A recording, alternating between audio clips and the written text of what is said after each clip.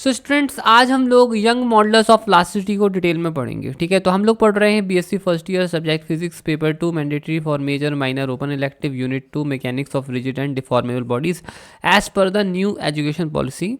ठीक है, तो चलो स्टार्ट करते हैं। यंग मॉडल्स ऑफ इलास्टिसिटी क्या होती है? ठीक है, तो बच्चों देखिए, यंग मॉडल्स ऑफ इलास्टिसिटी तब यूज़ होती है, तब आती है रोल में, जब हम किसी ऑब्जेक्ट पर फोर्स अप्लाई करते हैं, डिफॉर्मिंग फोर्स, और उसकी लेंथ में परिवर्तन आता है। ठीक है, तो यहाँ पर ठीक है, यंग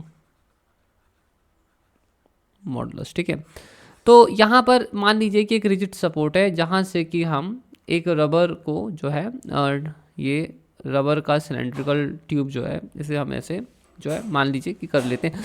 अब ये मेटेलिक वायर भी हो सकता है, and it can be rubber also, it can be anything. ठीक है, विच हैज इलास्टिसिटी। ठीक है, अब क्या होगा कि बेसिकली हम यहाँ पर ठीक है, ठीक है, इस पर कोई फोर्स अप्लाई करते हैं, और फोर्स अप्लाई करने के कारण क्या होगा, ठीक है, इसकी लेंथ जो है बढ़ जाएगी।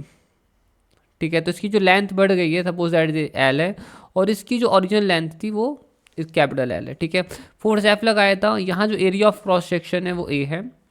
ठीक है, अच्छा, अब यहाँ पर क्या है कि आप देखेंगे कि हमने फोर्स अप्लाई किया, बट इसकी लेंथ में परिवर्तन आया है ना। तो यहाँ पर लॉन्गिट्यूडिनल स्ट्रेस कितना होगा? लॉन्गिट्यूडिनल स्ट्रेस, लॉन्गिट्यूडिनल स्ट्रेस हो जाएगा force applied per unit area. ठीक है, लॉन्गिट्यूडिनल स्ट्रेन कितना हो जाएगा? लॉन्गिट्यूडिनल स्ट्रेन, लॉन्गिट्यूडिनल स्ट्रेन हो जाएगा चेंज इन लेंथ अपॉन, ठीक है, ओरिजिनल लेंथ। ठीक है, यंग मॉडुलस क्या होगा? यंग मॉडुलस होता है लॉन्गिट्यूडिनल स्ट्रेस, लॉन्गिट्यूडिनल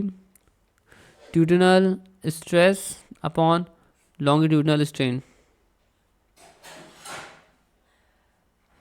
ठीक है, और ये हो जाएगा एफ अपॉन ए अपॉन एल अपॉन, ठीक है, ये तो ये हो जाएगा F L upon L A. ठीक है, अब आपको ये चीज़ क्लियर हो गई। अब स्टूडेंट्स देखो, ठीक है, so F Young modulus of elasticity कितना और आ रहा है? F L L A. अब देखो, मान लो कि हमने यहाँ पर किसी लेट्स अज्यूम दैट कि हम यहाँ पर किसी वायर को जो है लटकाते हैं। ठीक है, अब ये हम एक एक्सपेरिमेंटल बता रहे हैं कि अगर हम वायर को लटकाएंगे तो क्या होगा। ठीक है, और यहाँ रिजिड सपोर्ट ऐसे, इसका लेंथ एल है। ठीक है, अब यहाँ पर हम क्या करते हैं कि एक जो है ऑब्जेक्ट जो है एम अटैच कर देते हैं। जब हम मास एम अटैच करेंगे तो नीचे की तरफ फोर्स एम जी लगेगा, जिसके कारण क्या होगा, इसकी जो लेंथ है वो बढ़ जाएगी। राइट, इसकी जो लेंथ है वो क्या हो जाती है? बढ़ जाएगी वो लेंथ। ठीक है, तो आप ये देखिए, ये एम जी नीचे की तरफ फोर्स लगने के कारण क्या हुआ, ठीक है, फोर्स लगा, जिसके कारण क्या हुआ, ये लेंथ बढ़ गई, तो ये स्मॉल एल है। अच्छा, क्योंकि ये वायर यूजली सिलेंड्रिकल रूप में होते हैं, तो अगर इसका रेडियस आर है, ठीक है, तो इसका एरिया ए कितना हो जाएगा? पाई आर स्क्वायर हो जाएगा। ठीक है, तो चलो यहाँ पर वैल्यूज पुट कर देते हैं, तो ये हो जाएगा एम जी, एल तो एल ही रहेगा, ठीक है, ओरिजिनल लेंथ है, ये चेंज इन लेंथ है, और ये हो जाएगा पाई आर स्क्वायर। तो इस वाले वायर के केस में हमारा यंग मॉडुलस ऑफ इलास्टिसिटी कितना आ रहा है? इतना आ रहा है। ठीक है, okay, so I hope so that's well clear to you.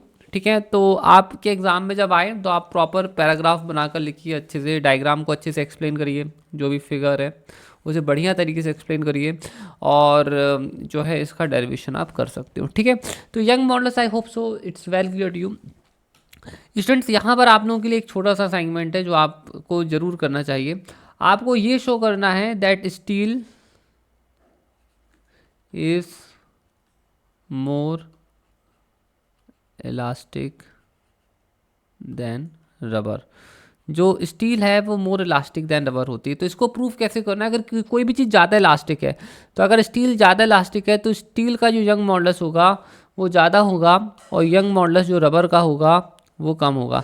तो स्टील का जो यंग मॉडुलस है वो ज़्यादा होगा, रबर का यंग मॉडुलस क्या है, कम होगा। तो आप आई होप सो समझ में आ गया होगा, ठीक है, कैसे प्रूव करना है। तो आप यहाँ से ये प्रूव करना है आपको कि स्टील का यंग मॉडुलस ज़्यादा है और रबर का कम है, और इतना प्रूव करके आप ये प्रूव कर सकते हो कि स्टील जो है वो मोर इलास्टिक होता है। यहाँ एक और चीज़ बता देता हूँ कि अगर एक्सपेरिमेंटली इस चीज़ को टेस्ट करना है तो कोई हार्ड सरफेस ले लीजिए, ठीक है, वहाँ एक स्टील की बॉल और आप एक रबर की बॉल, दोनों को ले लीजिए, ठीक है। अगर आप से स्टील है, ये रबर है, अगर आप जो भी चीज़ गिरने के बाद जितने ज़्यादा ऊपर तक आएगी, ठीक है, गिरने के बाद जितने ज़्यादा ऊपर तक आती है वो उतनी ज़्यादा इलास्टिक होती है। तो अगर हम स्टील और रबर की बॉल को एक hard surface, very hard surface पर अगर आप इसे, ठीक है, गिराते हैं तो स्टील की बॉल जो है वो ज़्यादा आएगी, रबर की बॉल कम ऊपर आएगी। तो जो चीज़ ज़्यादा ऊपर तक आती है उसका मॉडुलस वो ज़्यादा इलास्टिक कहलाएगी, ठीक है।